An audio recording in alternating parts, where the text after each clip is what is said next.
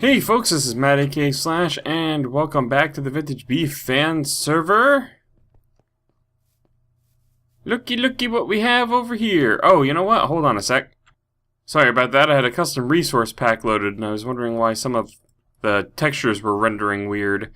But yes, look and see what we have here. We have a third sign with another set of random words. And we have some additional signposts here that seem to correspond. Like this goes there, and then that goes there, and that goes there. Very interesting. Just looking to see, there's not really a middle. Thought maybe they were forming some sort of elaborate X. But I think I have an idea of what this sign is saying now. I'm not 100% sure on the sentence order, but well, here, let's take a quick look. Turn off the UI here. This is what I think it says. Please relax. We've had fun. You try to save the world. I destroy. Up and up the clock tower you'll travel, but to no avail. You'll be met by a terrible fate. It will consume everything. An ocarina will not provide more time. On your kingdom shine the light of justice. My friend, steel yourself. You shall see the face. Under the mask, my true face. When I strike, the worst of all will be over. At least that's my best guess. That last sentence sounds a little weird, but that's all the signs that were left. So, I was talking to Caleb about this a little bit ago. Actually, it was yesterday for me. But, yeah, we were looking at this, and he pondered the fact... First of all, he claims that he has nothing to do with this. Which is likely, but I'm not going to completely dispel the possibility that he is somehow involved with this. But in any event, he suggested that maybe it has something to do with my tower. I don't have a clock up there, at least I don't think I put one. I have clocks in item frames, so maybe I did put one up there. But maybe there's something at the top of the tower. So, you know, we're going to go check that first.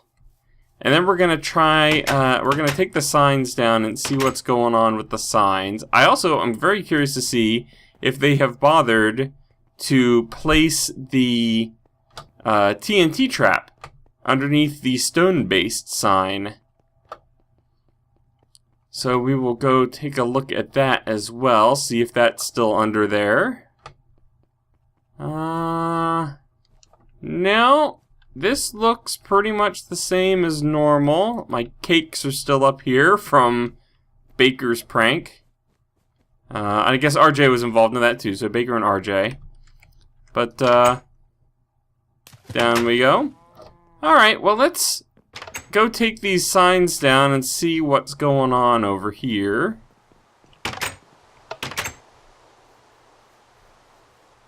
Let's see, let's dig carefully underneath here. Okay, it doesn't appear that they trapped this one again. What about this one? No? Okay, just normal signs this time around, it looks like. I'll check this one real quick. Alright. I think we are safe. I'm very curious about these, though. Obviously, this is not trapped, so I don't think there's traps for these. But I'm curious if this means that there are 3 more signs coming, or if maybe this is an indication that the unscrambled message is going to be posted here. Or maybe there's more message. Hard to say. All still very mysterious with these signs, but something is coming. I feel like this is very soon coming to a head. And I am still not sure who it is that's behind it. I will say I am leaning ever so slightly closer to this being Snowshoe. So it seems like he would have a lot of fun with this. Although I can't rule out Drew. I could see Drew doing something like this. And I was mentioning that to Caleb, and the timing still works out. None of this stuff happened while we were at PAX. Oh, excuse me. Wow, my throat just like seized up. None of this happened while we were at PAX. So there's still a possibility that he's behind it. But I'm also not discounting the idea that it's either Caleb or Nihan. It could possibly be JR Beers, although that seems unlikely to me so far. I just don't quite feel him in this action. I don't know. It's kind of crazy. The one thing Caleb and I did agree on was that it's almost certainly someone who Let's Plays on here. And other than the people that I mentioned, the only other person that I can think of that uploads videos from the VintageBeef Fan Server is Rexonite. And he hasn't had an episode for a while. So I don't know if that necessarily means that it's because he's been working on this, and he was waiting for, you know, the conclusion to put up a full set of prank-esque video, or, I mean, that same thing could apply to Snowshoe. Snowshoe has not recorded or released a video on the VintageBeef Fan Server for a while, so that's a possibility. I don't know. I really don't know.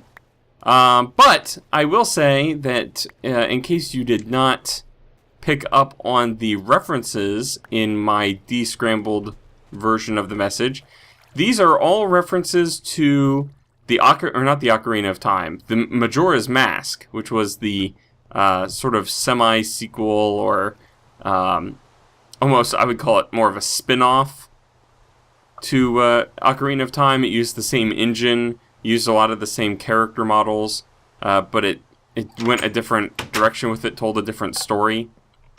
If I want to sleep, I want to sleep upstairs, but it is not nighttime yet. Almost.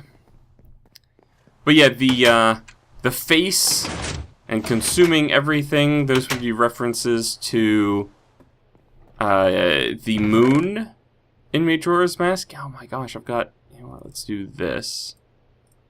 And we'll move these down here, I guess. I don't know what I'm doing. I have more sugarcane than I know what to do with. I should stop collecting it. But yes, the moon in Majora's Mask wants to consume the world. And there's a clock tower that you have to climb up to try to save the world. And you play the Ocarina... Whoa! Whoa! Oop. Okay, my client just crashed, so give me a second to get logged back in here, and we'll continue. Okay, that was really weird. My frame rate is going crazy right now. Alright, seems to have mostly recovered. Anyway, what was I saying? Oh, the moon in that world wants to consume. You climb up a clock tower, you play the Ocarina of Time, and it resets back to the beginning of the game, basically, because it's a 3-day cycle that you go through. And when you play the Ocarina of Time, you play the Song of Time specifically, it goes back to the beginning of that 3-day cycle, so that you can, the end goal being to obtain all 4 of the giants and stop the moon from crashing into the earth. And then it's actually all being controlled by Majora, who was controlling this kid through a mask, and then eventually, so you kind of fight the kid a little bit, but then eventually you actually fight Majora itself in a couple of different forms. So it's a really fun game, and I really enjoy it, and it goes with my avatar because it is a Legend of Zelda game. So somebody is adding that reference to the mix. But otherwise, I don't have a clear idea of who it is. If I had to put money down right now, I think I'd put money on Snowshoe. It seems to me like it fits his personality to do something elaborate like this. And then what I'm really curious about is what the end game is. Because so far it hasn't really been too pranky. It's just primarily been putting these signs up. Oh, let me sleep. It's nighttime now. It's just primarily been these signs. There was the TNT trap under the stone sign when it first appeared.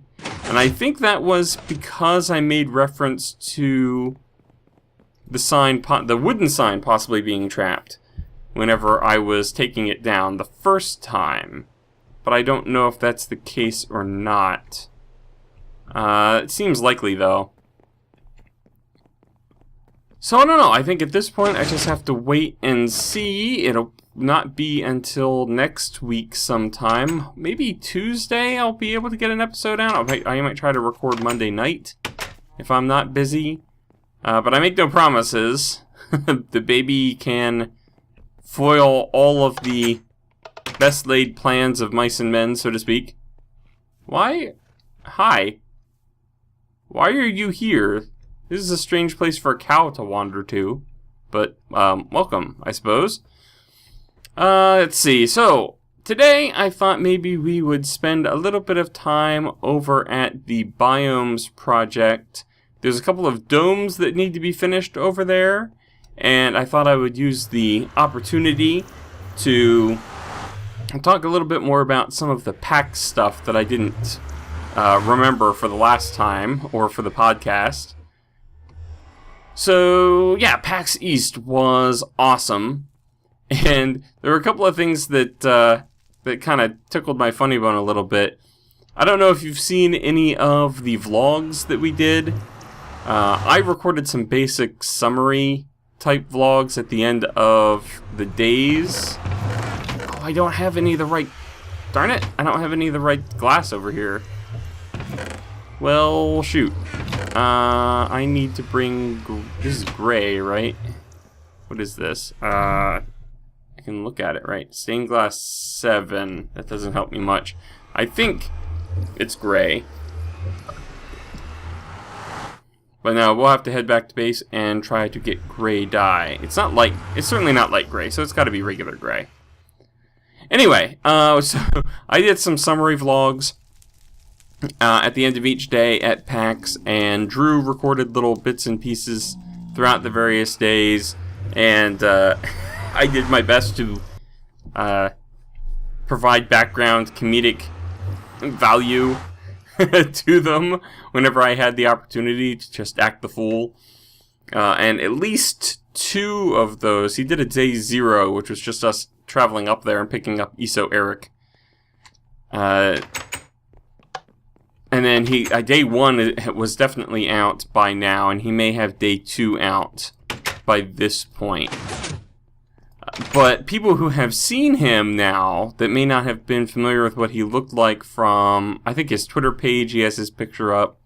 But people say, he looks like Dinnerbone, which I think is kind of funny, because that is the second PAX look-alike occurrence that I have heard, because people thought, what am I here for? Oh, gray.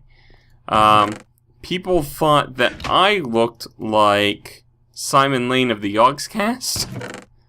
Let's just grab half of that. And I think I should have plenty of black ink down in here. So yeah, I don't know. What do you think? Do you think Drew looks like Dinnerbone? Hopefully I have a side-by-side image up at this point for you to compare. There's no trapdoor there. I was trying to close a trapdoor that didn't exist. I'm going crazy, I tell ya, crazy. Let's see what else happened with PAX. I should have written some of this stuff down, I think. Oh, thought of something. We kept seeing some of the most ridiculous signs in Boston. I think this we might have touched on this on the podcast, but I don't know if we went into any of the details. But, like, for example, one sign that we saw was on a gate for a parking lot. And the sign said, "This gate is reserved for employees only." Which really struck our funny bone, because it's like, you know, because the gate was open. And it's like, okay, well, only employees are allowed to use the gate. But since the gate is now open, we can go ahead and step through it and make use of the parking lot behind, because that's not what's reserved, it's just the gate, right? What else was there? There's one sign that just simply said slow, which struck my funny bone, because it's like, I don't know if it was saying the alley was slow. I mean, I think they were trying to tell you to drive slowly, but it didn't say that. It just said slow by itself. Oh, you know, I should grab some dirt if I have some. I do, I have a little bit. None of these have silk touch. That's fine though. I'll just try. I just won't make any mistakes in my glass placement. So what were some of the other signs? There were some ridiculous signs. We came to the conclusion that Boston doesn't know how to make signs or like write signs. So there was some well, we saw some stuff on the way up too that I think didn't make much sense. But again, I can't remember. I should have taken pictures or something. I didn't take many pictures beyond what I actually posted. If you haven't seen any of my pictures from PAX, you want to check out Instagram, MattAK/, or Twitter.com, MattAK/ would work as well. But let's see if we can't get up here with a minimum of dirt usage. I can't jump this. No. Alright, we'll do... Okay, never mind. Minimum of dirt usage did not occur. So I think we want to go 4 here. 4. Well, I racked my brain and I couldn't actually come up with any more anecdotes about PAX that I hadn't already talked about on Dem Guy's podcast. So we're just gonna call the episode here. Most of it dealt with the mystery signs anyway, which is the more interesting topic these days. I did place all 4 stacks of glass, and this is all the further I got, a couple extra layers on here, so you can tell quite a bit of glass has gone into this project already, and it's just with this one and these 3 domes are the last ones to be done, so I'm getting pretty darn close. But I'm gonna have to make plenty more gray stained glass to finish this up. But anyway, thank you guys very much for watching, and if you have any theories as to who our mystery sign placing person is, kindly leave them in the comments below, because I would love to hear your conspiracy theories, as I do not have a clear clue. Oh, I killed a endermite there, and apparently it dropped XP that I hadn't seen. I have no clue who this could be. Off the top of my head, I have my suspicions, which I have already discussed, but only time will tell. Alright, I will see you guys in the next episode, where maybe the whole sign saga will come to a close. Until then, have a good one.